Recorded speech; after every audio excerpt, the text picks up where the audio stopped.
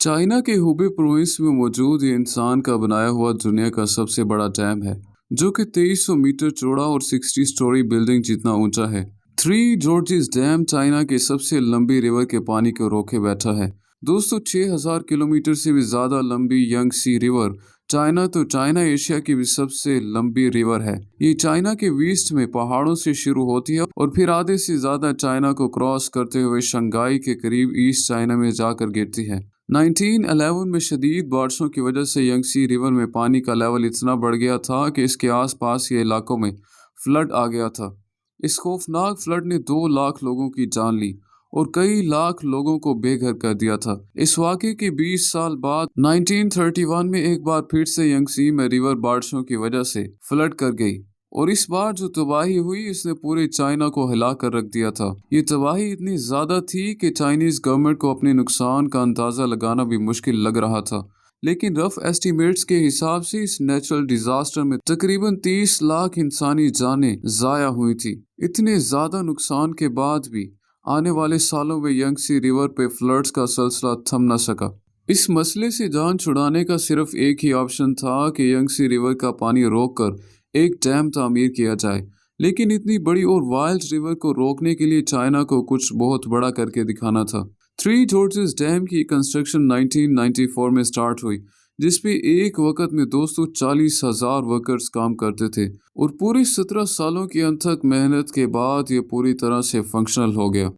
दोस्तों, दुनिया के सबसे बड़े डैम होने के साथ साथ ये दुनिया का सबसे बड़ा कंक्रीट स्ट्रक्चर भी है। इस मेगा स्ट्रक्चर में 2 crore 80 lakh cubic metre concrete इस्तेमाल हुआ था। एक्सपर्ट्स का कहना है कि ये इतना ज्यादा कंक्रीट है कि अगर स्विट्जरलैंड जैसे मुल्क में डाल दिया जाए, पूरा का पूरा स्विट्जरलैंड 2 फीट कंक्रीट के अंदर धंस जाएगा। वीडियो में आगे बढ़ने से पहले आप तमाम नए आने वाले दोस्तों से गुजारिश है कि अगर अभी तक आपने हमारे चैनल को सब्सक्राइब नहीं किया तो इसे जरूर सब्सक्राइब भी कर दें और वीडियो अच्छी लगी तो इसे जरूर लाइक भी कीजिए। कंक्रीट के अलावा ये अपने रिजर्वायर में इतना ज्यादा पानी स्टोर कर सकता है कि इसकी वजह से अर्थ की रोटेशन भी स्लो हो जाती है। दोस्तों, नासा के साइंटिस्ट का मानना है कि थ्री जॉर्जियस डैम अर्थ की रोटेशन को 0.06 माइक्रो सेकेंड तक स्लो कर देता है। यानी कि हमारी अर्थ पे सिर्फ इस डैम की वजह से एक दिन पूरा 0.06 माइक्रो सेकेंड तक बड़ा हो जाता है। दोस्तों, बेशक ये कोई इतना बड़ा फिगर तो नहीं कि जिसको नोट किया जाए, लेकिन इंसान की बनाई हुई ये अकेली ऐसी चीज है जो अर्थ की रोटेशन तक को इफेक्ट करती है। अब जाहिर सी बात है कि इतना बड़ा स्ट्रक्चर बनाने के लिए खर्चा भी ठीक ठाक हुआ होगा। चाइनीज गवर्नमेंट ने थ्री जॉर्जियस डैम को बनाने में तकरीबन टोटल $32 बिलियन का खर्चा किया था।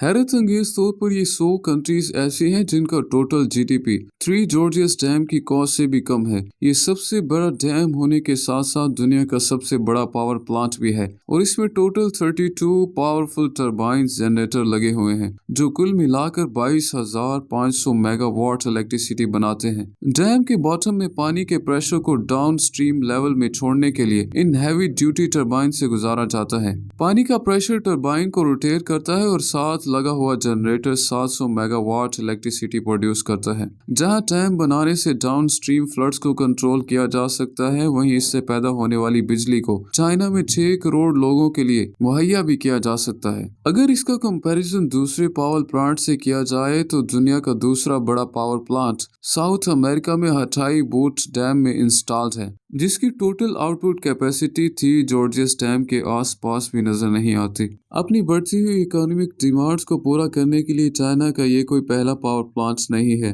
दोस्तों, अगर दुनिया के टॉप 20 पावर प्लांट्स की बात की जाए तो इसमें सिर्फ 9 तो सिर्फ चाइना के पास ही मौजूद हैं। थ्री जॉर्जियस जैसे डैम को बनाना चाइना जैसी कंट्री के लिए भी एक बहुत बड़ा टफ टास्क था। इसको बनाने का प्लान तो पिछले 100 सालों से चल रहा था, लेकिन चाइनीज सिविल वॉर और पॉलिटिकल प्रॉब्लम्स की वजह से इसका प्लान डिले होता गया और 1954 में जब फाइनली इसकी कंस्ट्रक्शन स्टार्ट हुई तो चाइनीज गवर्नमेंट को बहुत से क्रिटिसिज्म फेस करना पड़े, क्योंकि डैम की वजह से 10 लाख लोगों को बेघर करना पड़ा था। दोस्तों, यंगसी रिवर के किनारे जितनी भी पॉपुलेशन थी, इसको वहां से हटाना बहुत जरूरी था। आज भी 1500 से ज्यादा छोटे बड़े टाउन्स इसी डैम के पानी के नीचे मौजूद हैं। अगर सैटेलाइट इमेज से देखा जाए तो यंगसी रिवर 1994 से पहले कुछ इस तरह से दिखती थी। पहाड़ों के बीच से गुजरता हुआ पानी का लेवल डैम बनने के बाद काफी ज्यादा राइज होने वाला था। ठीक उस जगह पर दोनों पहाड़ों के बीच में 2300 मीटर लंबी और 181 मीटर ऊंची कंक्रीट की वॉल को खड़ा करके यंगसी रिवर के पानी को रोका गया। सैटेलाइट इमेज में भी देखा जा सकता है कि डैम बनने से पहले रिवर की चौड़ाई सिर्फ 700 मीटर थी, लेकिन डैम बनने के बाद 3600 मीटर तक फैल गई। पर सवाल यह है कि इतने ज्यादा पानी के रास्ते को ब्लॉक करके इसके आगे डैम की वॉल को कैसे बनाया गया था। सिर्फ डैम ही नहीं बल्कि पानी में भी किसी किस्म के स्ट्रक्चर को बनाने के लिए पानी को रोकना बहुत जरूरी होता है, और चाइनीज इंजीनियर ने भी ऐसा ही किया था। यंगसी रिवर के आधे हिस्से में पत्थर डालकर इसका लेवल रिवर के लेवल से भी ऊंचा कर दिया गया। अब रिवर का पानी इस रुकावट की वजह से बचे हुए रास्ते से गुजरने लगा। दोस्तों, जब पत्थर से बना हुआ ये कोफर डैम अच्छी तरह से सूख गया तो फिर इस डैम की वॉल्स के 2 पोर्शंस खड़े किए गए। अब बारी थी तीसरा पोर्शन खड़ा करने की, जिसके लिए इंजीनियर्स को रिवर का पूरा रास्ता रोकना पड़ा। 200 बचे हुए हिस्से में भी पत्थरों से एक कोफर डैम बनाया गया, तो इस दौरान रिवर के पानी को डैम के पहले से बनाए हुए 2 पोर्शन की टनल से गुजारा गया था। 3 जॉर्जेस डैम की फाउंडेशंस को मजबूत रखने के लिए इसमें स्पिलवे गेट्स भी लगाए गए थे, ताकि अगर डैम कभी फुल हो जाए तो पानी इधर उधर से ओवरफ्लो करने के बजाय इन स्पिलवे से होता हुआ डाउनस्ट्रीम रिवर में जा गिरे। दोस्तों, फ्लड कंट्रोल और इलेक्ट्रिसिटी जनरेशन के अलावा इस डैम को बनाने का मकसद यंगसी रिवर में शिपिंग लाइन को बढ़ाना भी था। जहाँ 3 जॉर्जेस डैम में दुनिया के सबसे बड़े शिप लॉक्स लगाए गए थे, वहीं ये दुनिया का वाहिद ऐसा डैम था जिसमें शिप्स के लिए लिफ्ट भी लगाई गई थी। जी हाँ, ये लिफ्ट शिप्स को 100 मीटर की ऊंचाई तक चढ़ाती थी, क्योंकि डैम के एक साइड पे पानी का लेवल डाउन स्ट्रीम से 100 मीटर तक ऊंचा है। इस डैम के जहाँ इतने ज्यादा फायदे हैं, वहीं इसने चाइना के सर पर खतरे की तलवार भी लटका रखी है। इंटरनेशनल कम्युनिटी का मानना है कि कंक्रीट का स्ट्रक्चर कितना ही ठोस क्यों ना हो, नेचर की ताकत के सामने कभी ना कभी इसको झुकना ही पड़ता है। दोस्तों, ग्लोबल वार्मिंग और क्लाइमेट चेंज की वजह से बारिशों का सिलसिला बढ़ता ही जा रहा है, और जॉर्जेस डैम जिसका मैक्सिमम लेवल 175 मीटर है, बढ़ती हुई बारिशों की वजह से पानी का लेवल कभी 160 मीटर तक भी रिकॉर्ड किया जा चुका है। दोस्तों, इस खतरे के अलावा एक और खतरा भी है।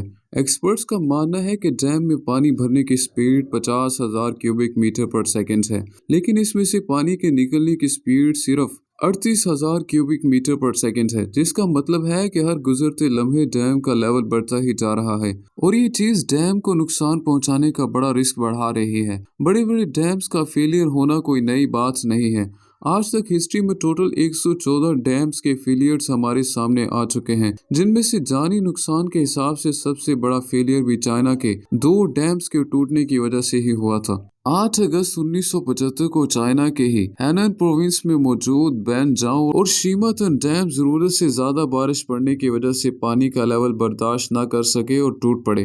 लाखों क्यूबिक मीटर्स पानी सिर्फ चंद मिनटों में आसपास की बस्तियों को ले डूबा, और इस हादसे में जहाँ 2,40,000 इंसान मरे थे, वहीं 1 करोड़ से ज्यादा इंसान बेघर भी हो गए थे। दोस्तों, 3 जॉर्जेस डैम जो इन डैम से कहीं ज्यादा बड़ा है, अगर इसमें कोई ऐसा हादसा पेश आता है तो ये इंसानी तारीख का सबसे बड़ा हादसा कहलाया जा सकता है। तो दोस्तों, ये थी हमारी आज की वीडियो। मुझे उम्मीद है कि आपको वीडियो अच्छी लगी होगी।